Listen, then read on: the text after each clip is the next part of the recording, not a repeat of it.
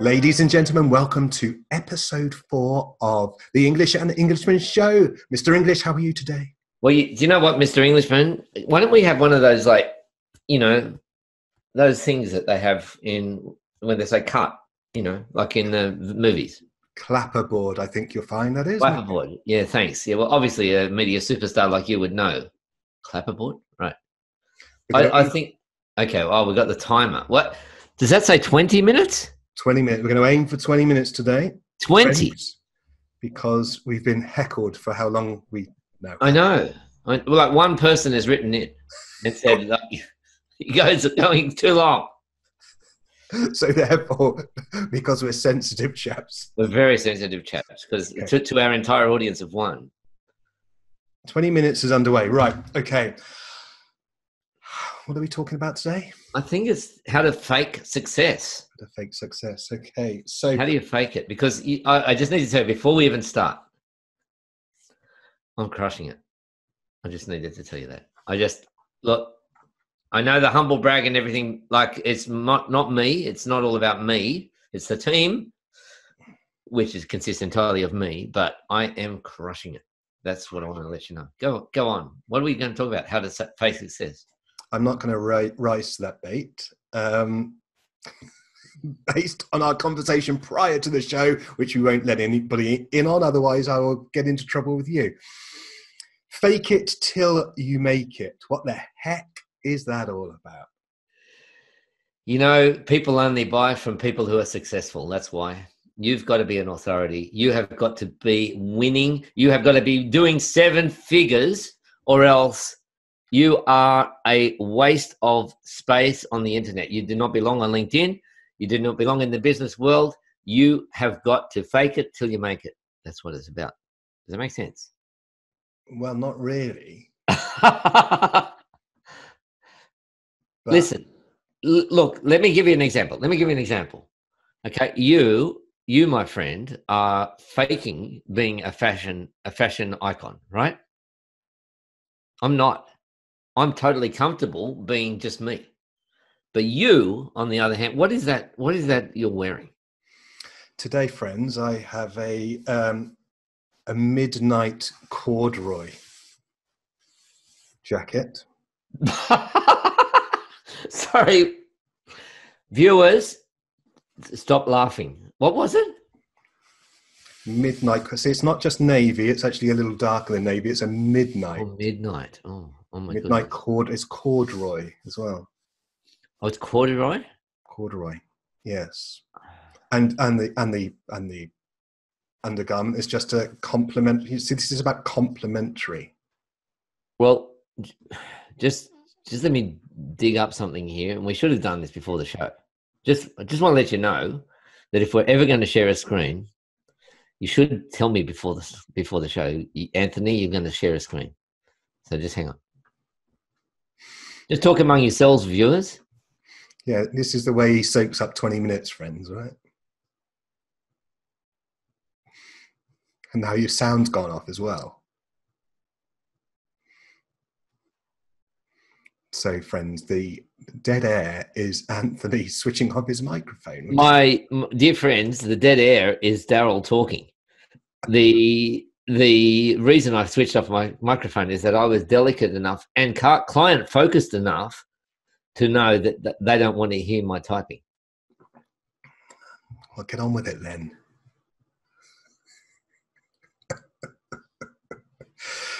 Oh, dear. For the podcast listeners, this is an appalling piece of customer service delivery or whatever. I could put a test card sound up, perhaps. Yeah. Goodness sake. Come on, mate. Well, this is how long? Yeah, okay. So there was a wonderful post on LinkedIn, which I'm about to share. I'm about to share my screen. It was an amazing post on LinkedIn from Haya Mati Appel. She's a copywriter I think she's in New Jersey. And she said, like, what's this all fake it till you make it thing? Oh, wow. Look how I went to 6 figures in 6 months. Tripled my income in a year. And she's saying, listen, let's get real here. Some people are just not doing that. Lots of people are not doing that. You and I know that we are dealing with people, including ourselves, who are, let's face it, flat broke, right? Okay, maybe we're not flat broke, all right? But it's tough. And this whole idea of I've got to be an authority, I've got to be out there, I've got to be crushing it, I have got to be building 7 figures in like 6 months or 6 figures, then like it's a lie. So can you just stop doing that, Darrel? Because nobody believes that you are really, the multi-millionaire that you pretend to be, wearing your beautiful clothes and your midnight corduroy. Goodness. I hope I'm actually the antithesis of fake it till you make it, but who knows? Well, this lady said, can you read that screen? Most of us don't reach 6 figures in 6 months. Not even 5 figures. Some people not even 4 figures, not even $1,000 a month. Depends where the decimal point is, I find. So I said to Haya Mati Appel, I said, I am shocked that she has not. I in fact reached 7 figures in a week. And I'm going to show you. I got 7 figures in a week. Watch this. All right. So I'm shocked, devastated. 7 figures. Their names were Grumpy, Happy, Sleepy, Bashful, Sneezy, Dopey, and Doc, right? The 7 figures, right?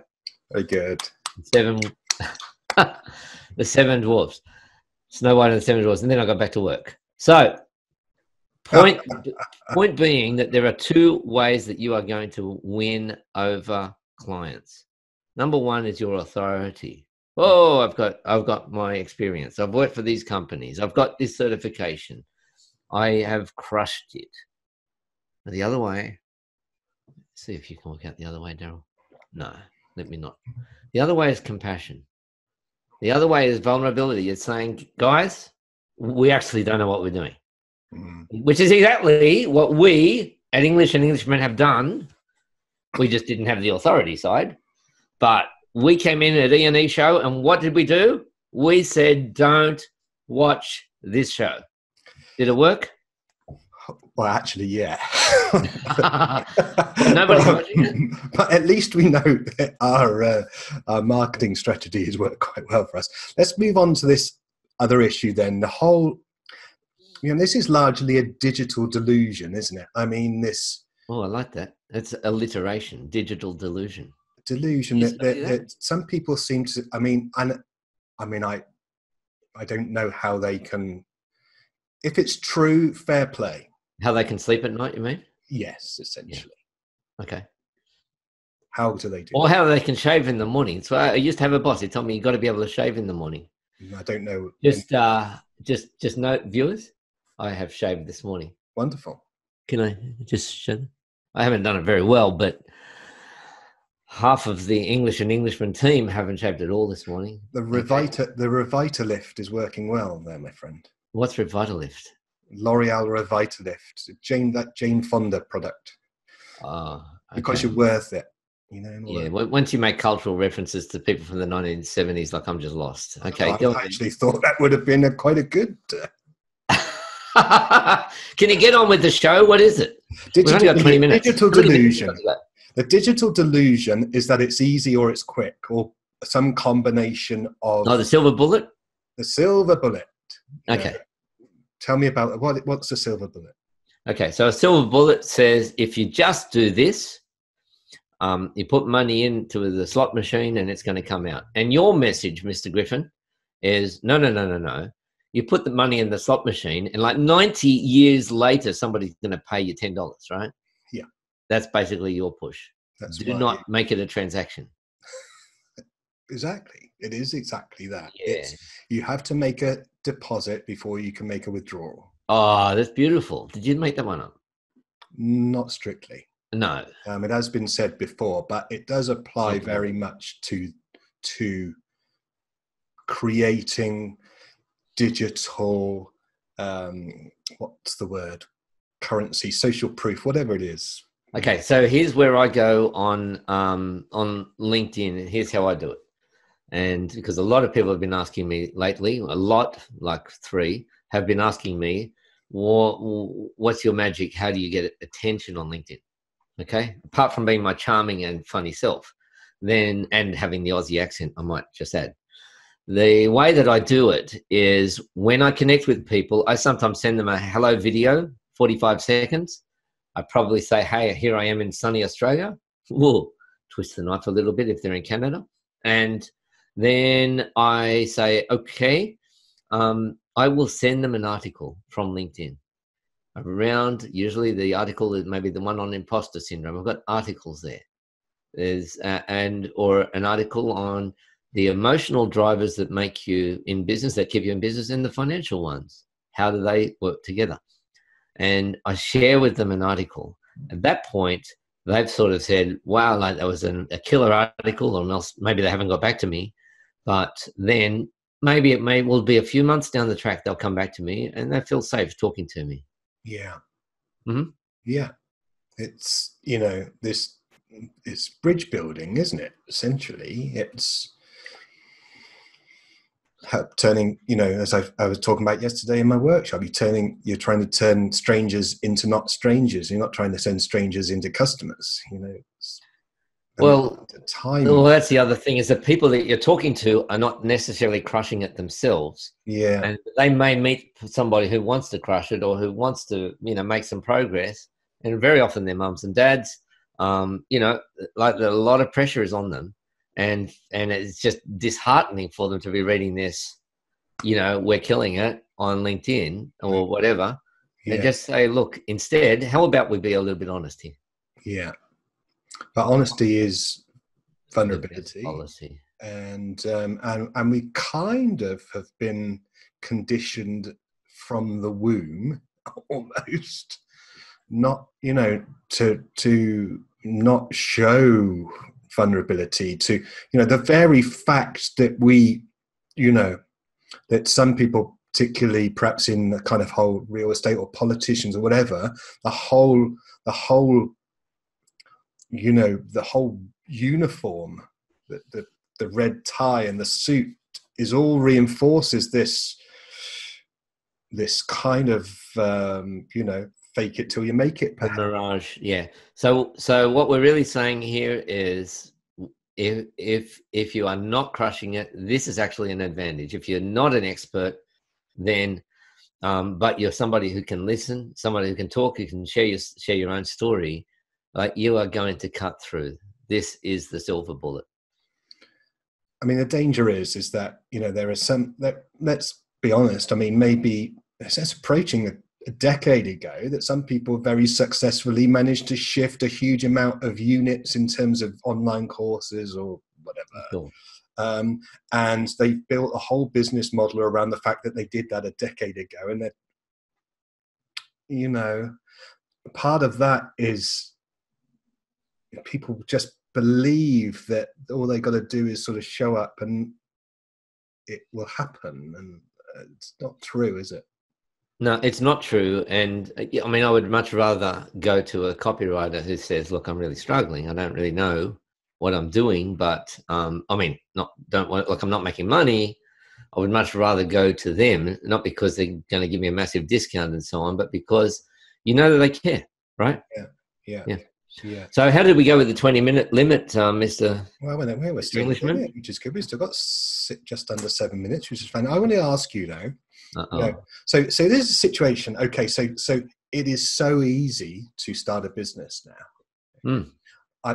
My first business I had in 1989. There was no digital world or anything. There's no internet. Would they have electricity back then? Yeah, black and white TVs. No. I think the whole world was black and white. They didn't actually have color when you went out in the street. Like trees were black. Yeah.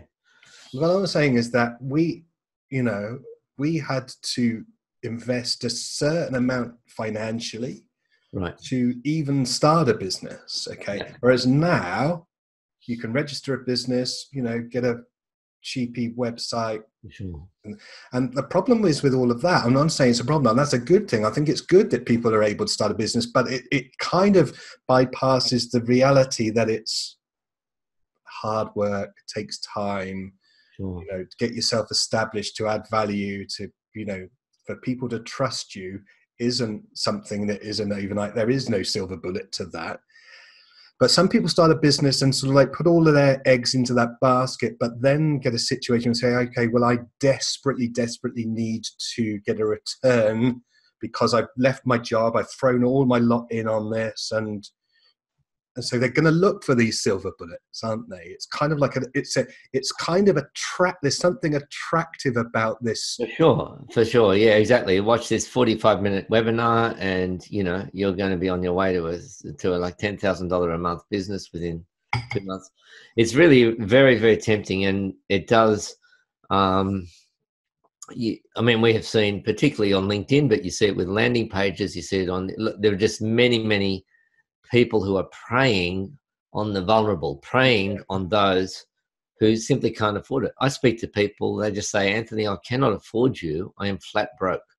Well, I'm not going to go and say, no problem, rub your hand. I'm not going to do that. I'm going to say to them, let me help you now. Let me give you a free call now. Yeah. If you follow my advice, if I make sense, you're going to come back to me in a few months' time. You will not be flat broke. Yeah. And you're going to come back to me like running with money in your hand. Now, I'm not saying that's the only way to do it, but I do not like the approach of preying on those who are desperate. Yeah. No, you know, the people with broken marriages, with all kinds of things, all kinds of messes they're in different situations, in a sickness or other things. And you got to show some compassion, share your authority. We don't often get a glimpse behind the wall until, you know, unless we actually, I think part of the whole leadership thing, and I know there's lots of, you know, stuff around that subject as well, but part of leading is leading with vulnerability and compassion and everything else. Well, I find that it breaks through. I think leading with authority is good, but you know, we've all got massive gaps. We know that. And vulnerability is good. And the other thing that I find is comedy, humor, is a kind humor, I should say, Mr. Griffin, because you know, yours is a bit of a work in progress on that. Thank you. I mean, comedy in general. I mean, I don't mean, you know. Yeah, thanks a lot. Listen, everybody, we absolutely love each other. We've never actually met in person, and we're not in any hurry to change that anytime soon. But but we are. We have discussed it. So we do have a problem here. I just realized. English and Englishman. Am I on the left or on the right of your screen? On my screen, you're on the left. Oh, that's good. Because on my screen, you're on the left, which makes it Englishman and English, which means your name would go first, which is like my contract is going to be torn up if that happens. Well, yeah. We know that this is about me and not you. Because I'm crushing it. It doesn't quite have the same ring to it, does it? Englishman in English. No. So there we are. But, you know. Okay, well, I don't think we need to drag this torture out any longer. What about the email list? I need to hear, how do people get them? Sick of people saying, I never heard about English and Englishman. Oh, hang on a minute, just quickly. We are looking at, you know, and this is going to sound, let's do a little bit of a sales pitch. We are looking at offering a little bit of a green room experience, a bit of after show for people on the Friends of the English and Englishman Show mailing list. So we're going to encourage people to join that because we are thinking of doing some exclusive. Ooh, that sounds it. So they get like free drinks, canopies and all that? Canapes? Well, if you're providing them and they're going to come round to your house, then fine. But I'm suggesting that they can at least get a chance to chat to us in person and, you know. Oh, really? Like we do it live, just you and me and them? Possibly. I mean. Well, talk about their business, talk about their problems. Yeah. Talk about their family, how to look after their dog. Like we can talk about anything. We've got a broad range of experience. You know, ladies and gentlemen, boys and girls, that we, when we record this episode, do you know what we do? We have like 30 seconds. How long do we do to prepare for this? Yeah, about that. Yeah. That's if we're not busy, right? We pick a topic and off we go. Exactly. All right, so crush it out there. You go out and you do it. 10x your business. Come on, you can do it just like I'm doing, just like Darrel's doing. Sorry, just like Darrel's doing. And you are going to make it. We're killing it. I can't get this up. I can't even start that, let alone keep it up. We're going to keep a link. Well, let's put in a link to that post from Haya Mati Appel, okay, the copywriter one, because that is honesty and integrity. She's not 6 figures in 6 months. I think Seth Godin summarizes it really well. And he says, don't find customers for your products, find products for your customers. It really depends on your starting point. Are you starting with the service of your fellow man, or are you trying to rake in a load of cash for yourself? As simple as that. Perfect. Oh, don't tell me that was 20 minutes. It felt like about 2 hours. It did, didn't it? My friend, pleasure as always. I will see you for next week's show, and look forward to interacting with you in the meantime. And we love you, friends. We love you, all of the fans, and send us your money, right? Yes, absolutely. All that. Thanks, mate. See you later.